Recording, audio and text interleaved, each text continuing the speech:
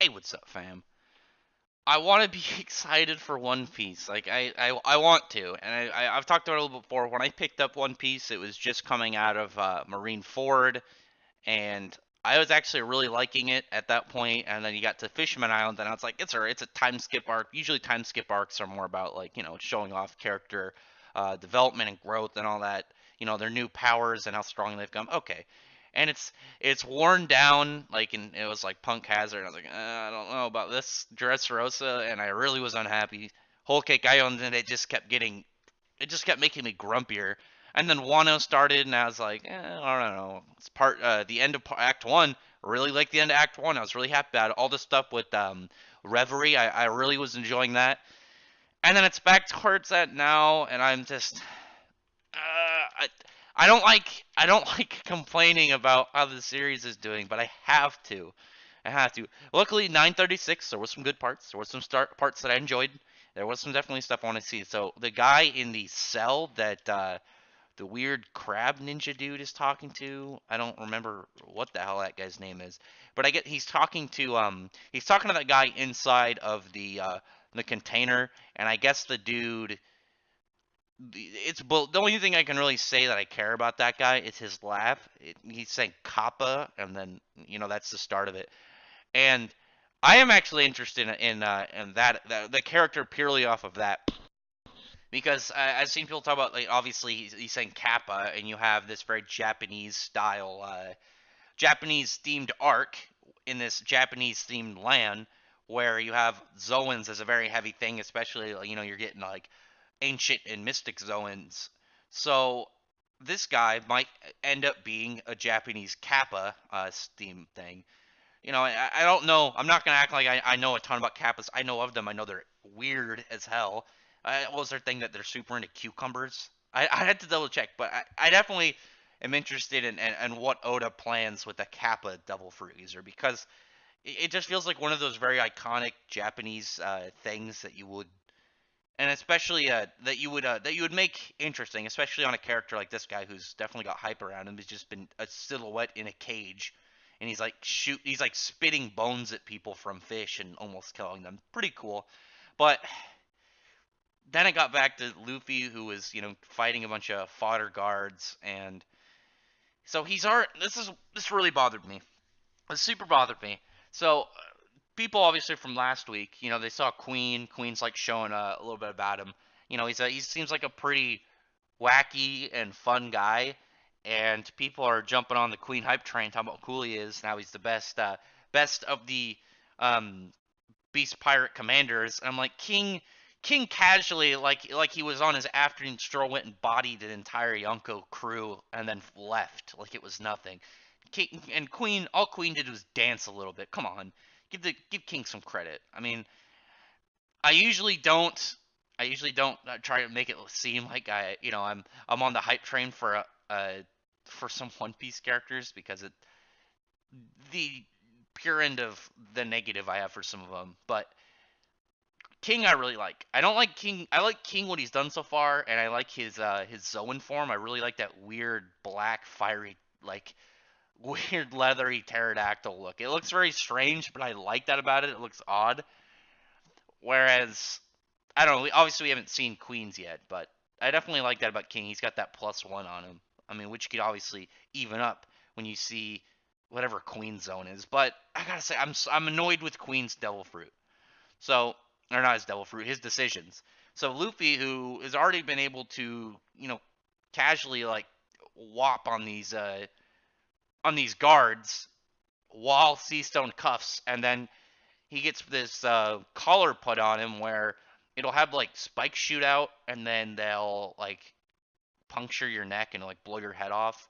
But what I'm thinking is, wouldn't Luffy be able just to put Haki over his neck and guard against it? Because it was able to block attacks by um, Doflamingo, and so why wouldn't he be able to just armor up? Like I find that hard to believe that this collar, this like execution collar, somehow is does more damage potency than Doflamingo. I don't believe that. That doesn't sound logical at all. I mean, obviously, if it was Queen himself, then it'd be okay.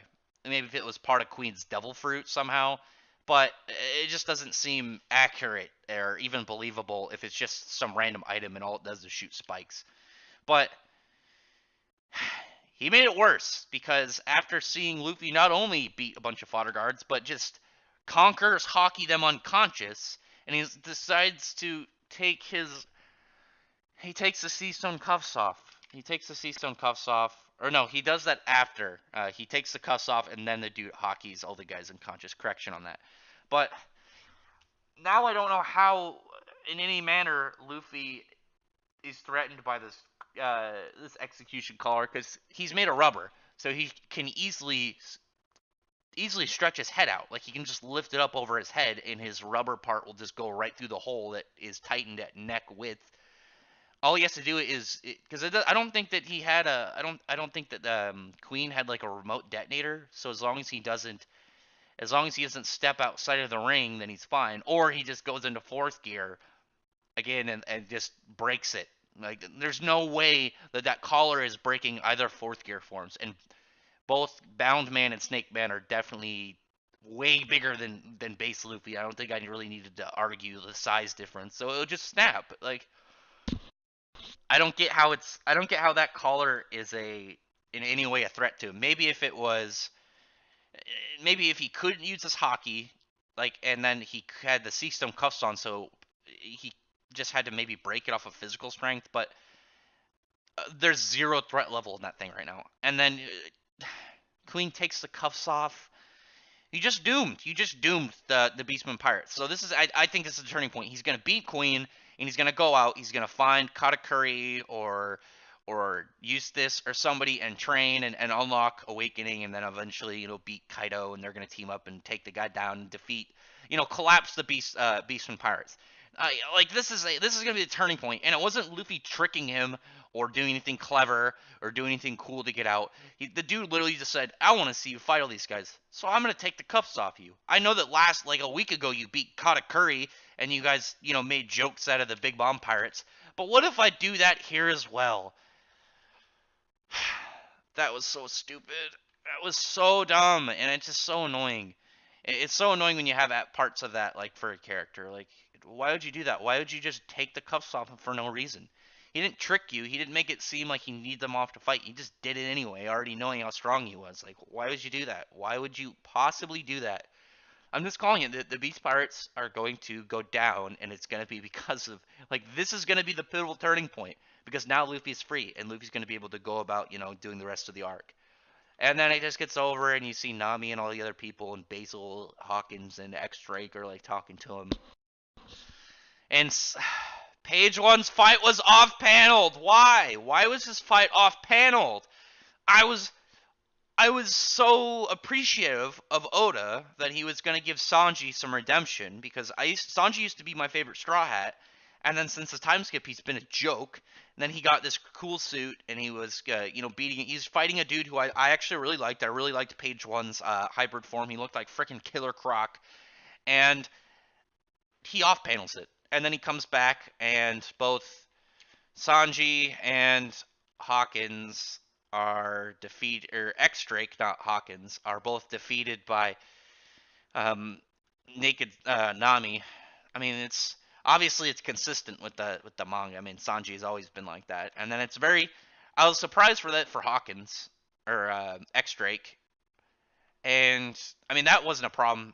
The only thing I was really surprised about that encounter is Nami seemed embarrassed. I mean, this bitch showed herself naked in Alabasta for was 100,000. Is it Belly or Berry? I don't remember the currency because I've seen it translated both ways. But either way, 100,000 of that. So it's just, how are you embarrassed when you've openly showed yourself naked to people for money? You have absolutely zero like legitness in that. Like, you're a thought, not me, quit it. And then the chapter ends, actually, I find way more interesting because you have Zoro who's out, looking for weapons, and I don't know. I know of the idea of the character. I know a little bit of the lore, but I don't know the whole story. So he goes against this guy in a bridge who he's based off of a guy who, like, I don't know for what reason. I just know of him that he pretty much guarded a bridge and he fought like swordsmen and stuff that crossed by, and he was like collecting like 1,000 swords, so like to defeat 1,000 people. I don't know if it's a true story or like at least of a guy trying it, or if it's made up. I don't know it at all. I just know the basis of it. But Sanji, or not Sanji, Zoro now is going up against this guy who's pretty cool, based off a pretty interesting character. And you have like this setting on a small bridge in the middle of this snowing area, and it looks interesting. I like it. I like seeing this part. This part was really interesting, and it's just Luffy's part annoys me. The Kappa dude was is pretty cool potentially. I'm salty as hell about Page One and Sanji, but you got this cool part with Zoro at least. I mean, like I said, I gotta wrap this up. I'm ranting. I'm just so annoyed right now because I would rather One Piece be good. I'd rather it be good. There's stuff in this arc that I found really interesting, and I liked some stuff in the last arc. Like I actually really like was it Perro Sparrow's design of the Big Mom Pirates, and there's a couple of them I don't remember their names, but I liked them. But that arc, I hate that arc, and I hated Dressrosa.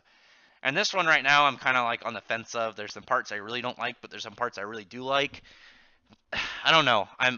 I'd rather this arc be good. I would much rather give it be happy about One Piece than be annoyed as hell by it.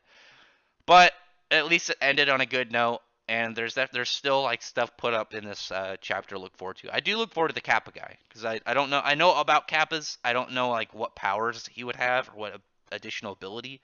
Definitely would be interested in seeing how Oda takes it. Definitely interested in seeing how he takes a Kappa based person. But other than that, drop a comment below on what you thought about this chapter, and like how I can get you to thumbs up the video. I know it wasn't a fun review. It was more of a listen to Rax complain and rant a little bit over what he found annoying. I mean, obviously, if you liked it, you can like it. I don't mind that. If you found this enjoying, go ahead. This is just my opinion.